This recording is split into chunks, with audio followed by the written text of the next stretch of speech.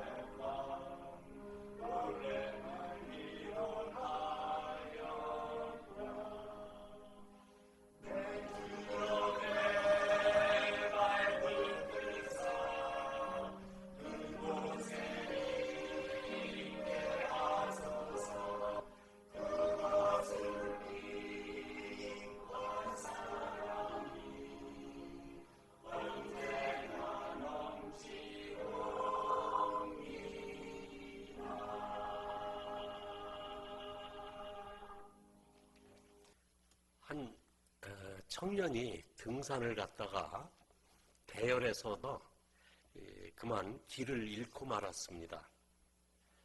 미국이 사는 대부분 좀 깊고 험해서 길을 찾기가 여간 어려운 것이 아닙니다.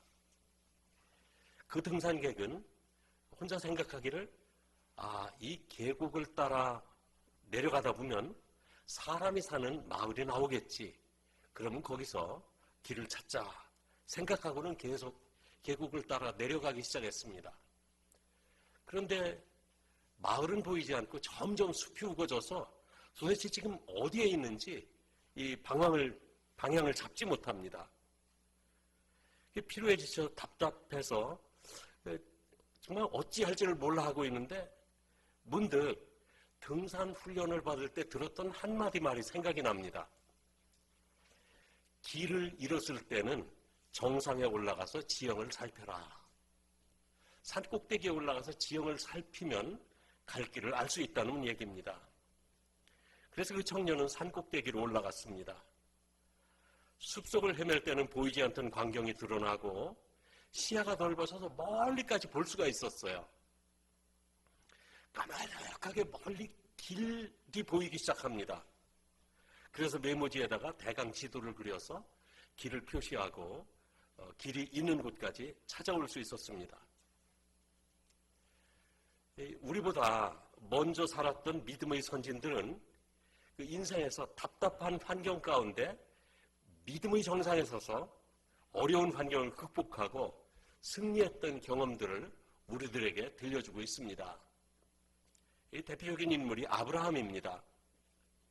믿음의 조상 아브라함은 75세 하나님의 부르심을 받고 믿음의 길을 떠난 사람입니다.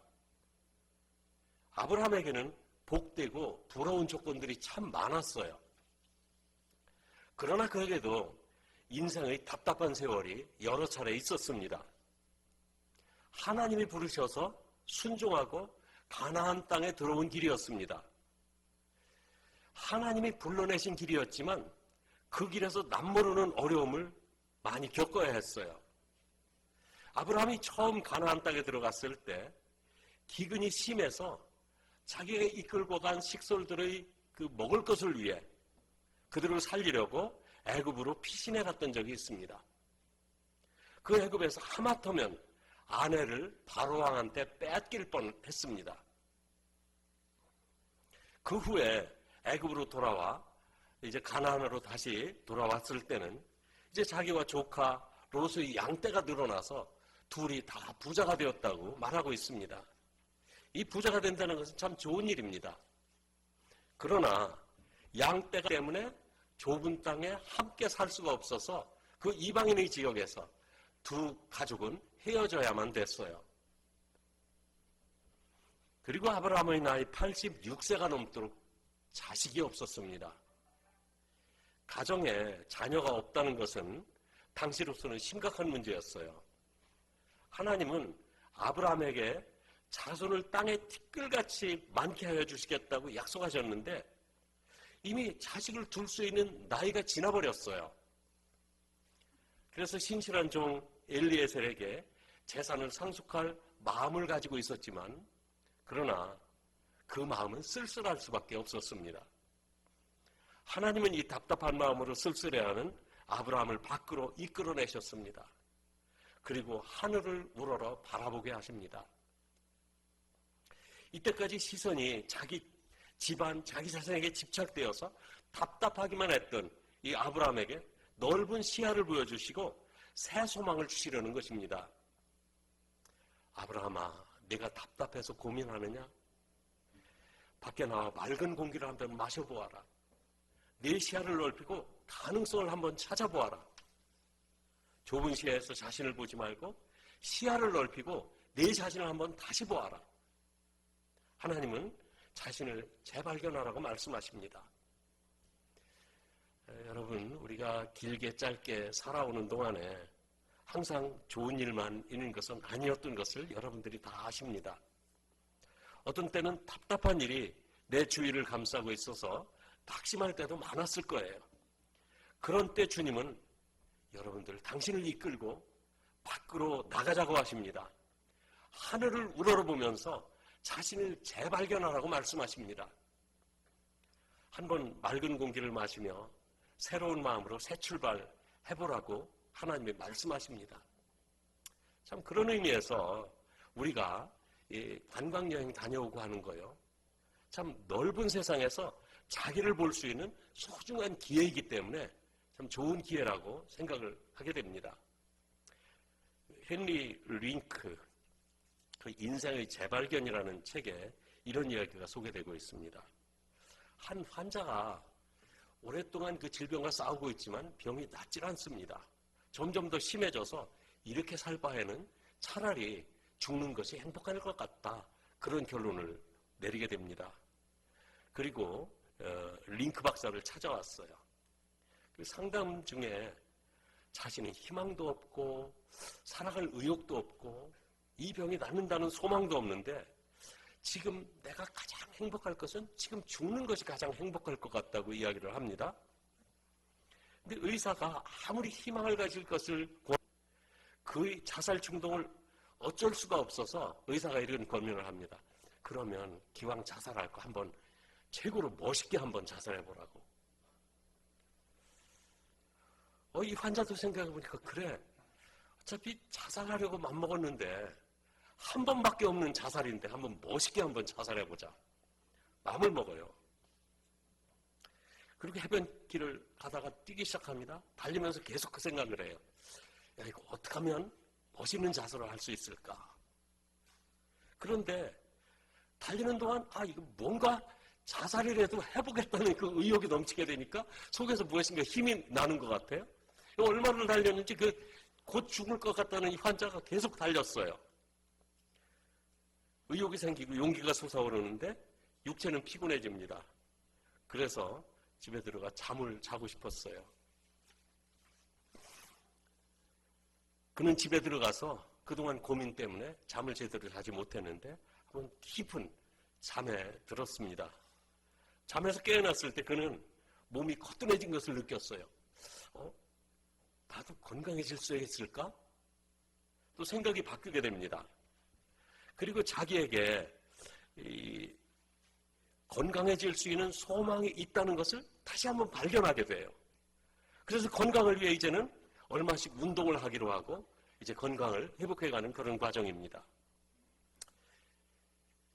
여러분은 여러분 자신을 보면서 자신이 허약해 보일 때가 없습니까?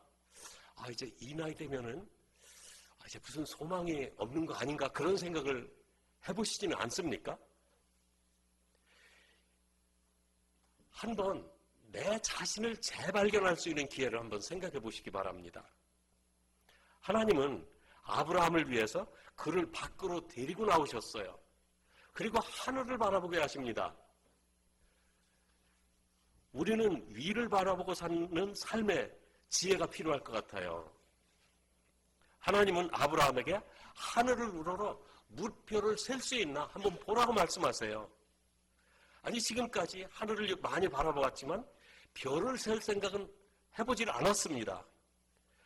그런데 밤하늘의 그 수많은 별들을 누가 어떻게 셀 수가 있겠습니까? 그런데 그 순간 하나님의 축복의 말씀이 아브라함에게 임합니다. 네 자손이 이와 같으리라. 네 자손이 이와 같으리라. 여러분, 하나님의 경이로움을 보아야 합니다. 하나님의 경이로움을 볼 때 비로소 하나님의 음성을 들을 수가 있습니다. 아브라함은 하늘을 우러러 뭇별들을 바라볼 때 하나님의 음성 가운데 세 가지 축복을 발견하게 됩니다. 하나님의 언약을 발견하고 그 언약을 바라보게 되었어요. 아브라함의 본명은 아브람입니다. 이 한국말로는 아브라함이나 별로 발음이 별 차이가 없는 것 같은데 에이브러함인데 에이브럼입니다. 그것도 그거네요. 하여튼 이 에이브럼 그러니까 아브람은 나의 아버지라는 뜻입니다. 그런데 17장에 가면 하나님이 아브람의 이름을 아브라함으로 바꿔주십니다. 아브라함은 열국의 아버지라는 뜻이에요. 여러 민족의 아버지라는 그런 뜻입니다. 하나님은 아브라함의 이름을 한 사람의 아버지에서 열국의 아버지로 이름을 바꿔주신 것이에요. 이 이름 속에 하나님의 약속이 담겼습니다. 너는 문나라 민족의 아버지가 될 것이다. 이 약속이 이 이름 속에 담겨져 있던 거예요. 이 언약은요, 아브라함의 후손을 통해서 전 세계가 하나님 앞으로 돌아올 것에 대한 언약이고, 그로 말미암아 아브라함은 믿음의 조상이 될 것이라는 약속이었습니다. 하나님은 아브라함의 몸에서 태어난 이삭과 그의 후손 중에서 메시아, 즉 구원자를 보내실 계획을 하셨던 거예요. 그 구원자는 아람 언어로 표현하면 예수아라고 부릅니다. 예수아. 예수님의 이름이 예수아였어요. 구원자라는 뜻입니다. 그래서 메시아 구원자, 이것은 신약용어로 쓰면 그리스도 예수라는 말입니다. 아브라함에게 하신 이 약속은 세상을 구원하시려는 하나님의 구속사적인 관점에서 바라볼 때 그 의미를 확실하게 이해할 수가 있어요. 여러분, 온 세상의 역사는 하나님의 구속사 가운데 조금 흐르고 있는 것이 세상의 역사입니다. 사람들은 반대로 생각해요. 이 세상의 역사 흐름 속에 하나님의 구속사가 한쪽에 흐르고 있다고 생각해요. 그런데 이 세상의 역사 가운데서는 우리들의 생애에 대한 의미를 찾을 수가 없습니다. 하나님의 구속사를 중심으로 본다면 이 세상의 역사를 해석할 수가 있고 내 생애의 의미를 그 가운데서 찾을 수가 있는 거예요. 오늘 내가 사는 의미가 무엇인가? 하나님의 구속의 역사 가운데 내가 살아간다는 사실을 발견할 때 오늘의 나의 삶이 무슨 의미가 있는가 발견할 수가 있다, 그런 말입니다. 하나님은 아브라함이 이 사실을 믿었다고 그 믿음을 의로 여기셨습니다.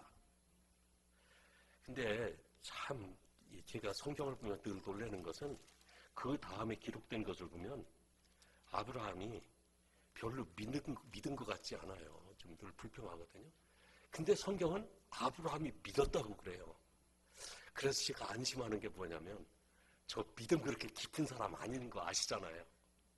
그런데 하나님께서 제가 질문하게 갔을 때 너 나를 탄탄하게 믿었다고 하실 것 같아서 그래서 안심이 되는 거예요. 자, 아무튼 좀 샜는데 예수님은 약속대로 이 땅에 메시아로 오셨습니다. 메시아이신 예수님은 우리 죄를 위해서 십자가에서 죽으셨어요. 예수님이 십자가에서 이루어놓으신 그 구원으로 말미암아 지금 하늘의 별과 같이 수다한 생명의 구원을 받고 있습니다. 그 구원받은 백성들,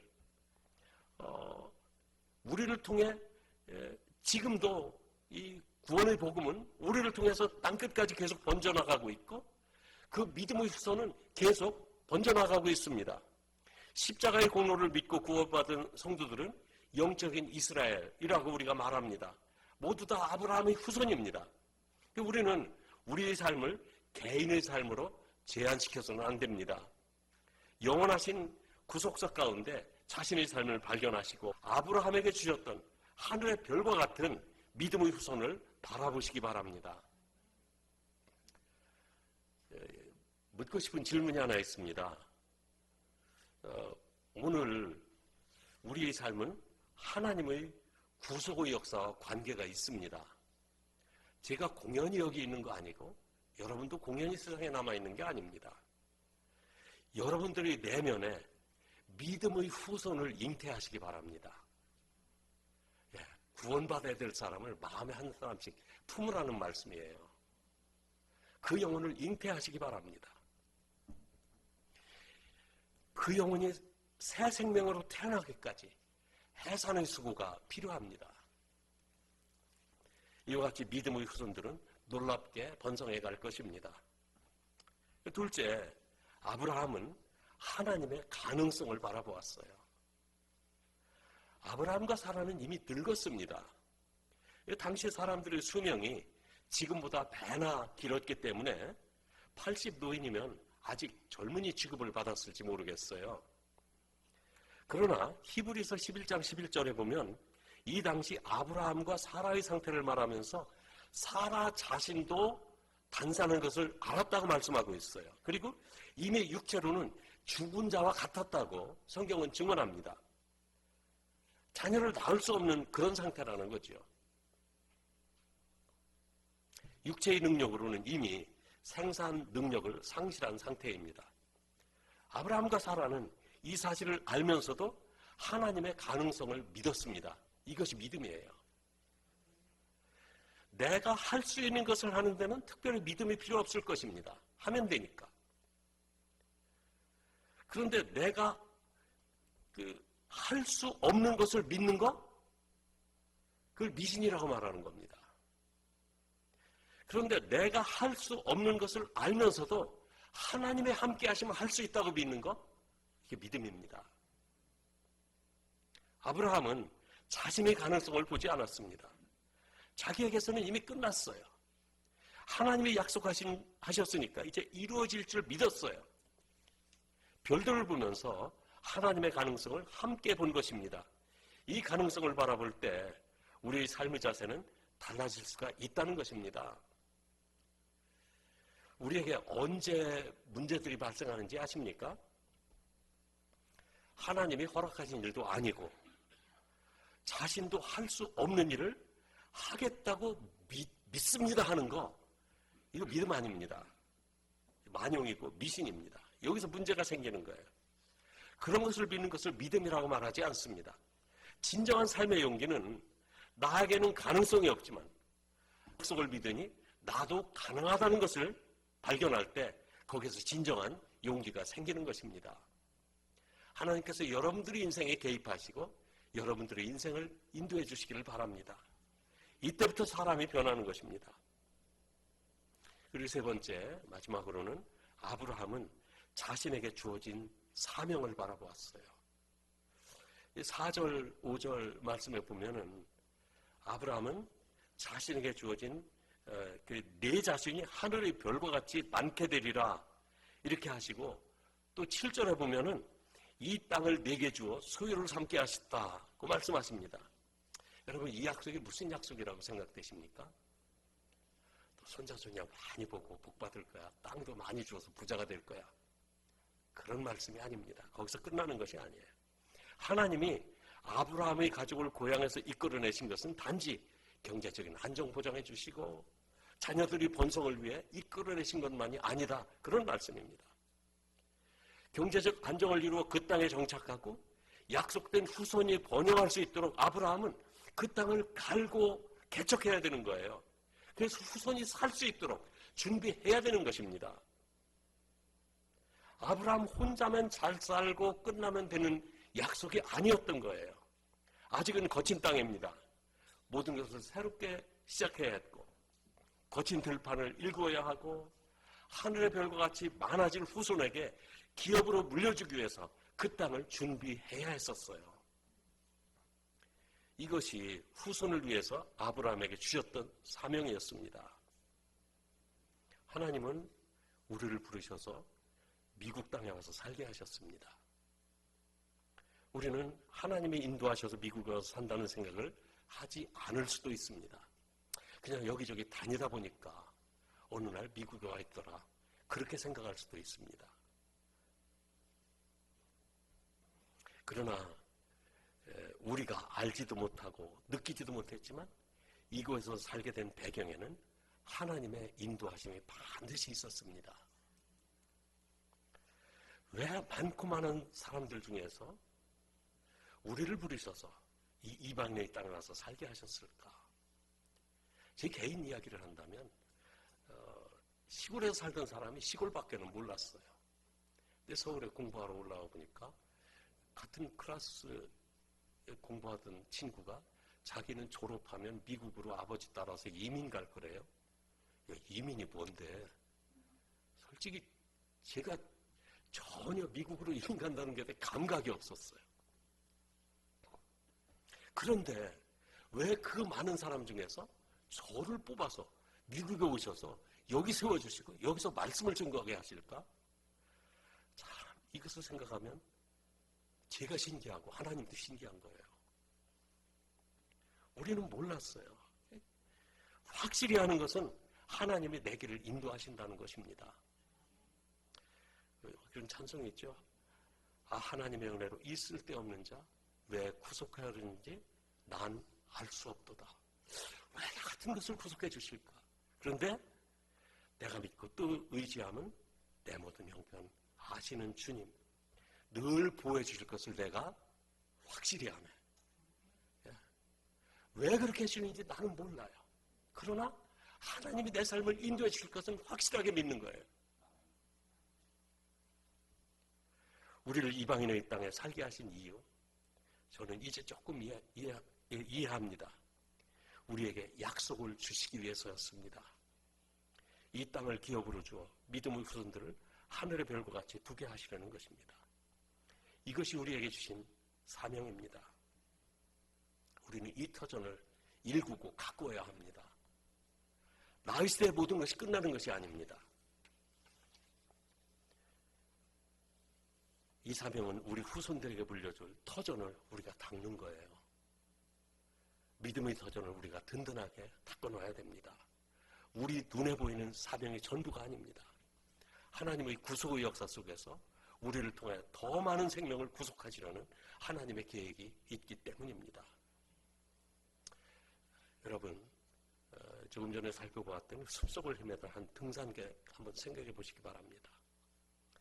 그와 같이 집안에서 답답한 자신을 바라보며 낙심하던 아브라함같이 지금 뭔지 모를 답답한 자신을 보시는 분이 있습니까? 하나님이 이곳에 인도해 주셨다고 믿기 때문에 모든 것이 다 잘 될 줄 알았는데 사는 것을 보면 그렇고 그런 것 같아서 좀 낙심하고 실망하시는 분이 있습니까? 아브라함을 불러내신 하나님의 음성을 들으시기 바랍니다. 밖으로 나와 하늘의 뭇별들을 바라보아라. 밖으로 나와서 하늘으로 뭇별을 보라. 이 하나님의 음성을 들으시기 바랍니다. 이 음성 속에 하나님의 약속이 있습니다. 이 음성 속에 하나님의 가능성이 있습니다. 이 음성에서 나에게 주시는 사명을 찾으시기를 바랍니다. 이 위대한 목표를 위해서 하나님은 우리를 부르셨습니다. 하늘으로 뭇별을 바라보며 주님의 음성을 들으시는 우리 모두 되기를 주님의 이름으로 축복합니다. 기도하겠습니다. Now I pray. 하나님, 우리가 벌써 12월을 맞이했습니다. God, we have already entered December. 한 해를 뒤돌아보면서 하나님의 인도하심을 회상합니다. As we look back on the year, we recall God's guidance. 우리 중에 마음이 답답한 심령을 가진 성도들이 있습니까? Are there any saints among us who have a heavy heart? 믿음의 조상 아브라함에게도 장래가 보이지 않고 답답한 시절이 있었습니다. There was a time when Abraham, the father of faith, could not see the future and felt heavy. 하나님이 그를 부르셔서 하늘을 우러러보게 하셨고 수많은 별들을 바라보며 자기 자신을 재발견하게 해주셨습니다. God called him and made him look up to the sky, and you made him rediscover himself by looking at the countless stars. 우리에게도 높이 계시는 하나님을 우러러보며 하나님의 언약을 바라보게 하셨고 하나님의 가능과 자신에게 주신 사명을 바라보게 하셨습니다. You also made us look up to you who is high, and you made us look up to your covenant, and you made us look up to your God's possibility and the mission you gave us. 하나님, 우리들에게도 하나님의 언약을 바라보며 하나님의 가능성을 믿고 땅끝까지 복음을 전하는 사명을 감당하게 해주시옵소서. God, please let us look up to the God's covenant, believe in God's possibilities, and take on the mission of spreading the gospel to the end of the earth. 우리가 비록 나이가 많고 육체가 쇠약해진다 하여도 복음을 전하는 영혼을 구원하시는 사명을 감당하는 교회로 삼아 주시옵소서. Even though we are old and physically weak, please make us a church that take on the mission of spreading the gospel and saving souls. 주님 나라를 위하여 우리 자신을 주님께 드립니다. We offer ourselves to you for your kingdom. We pray in the name of Jesus. Amen.